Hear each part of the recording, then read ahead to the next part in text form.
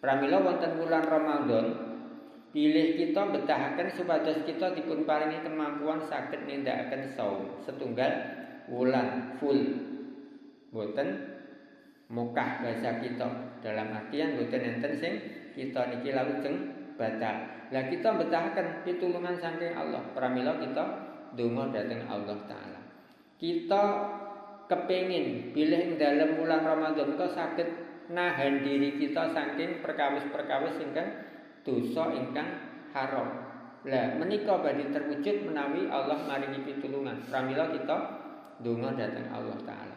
Kita mengharapkan amalan-amalan sae kita dipun tampi dening Allah sae wonten wulan Ramadan menika utawi di luar.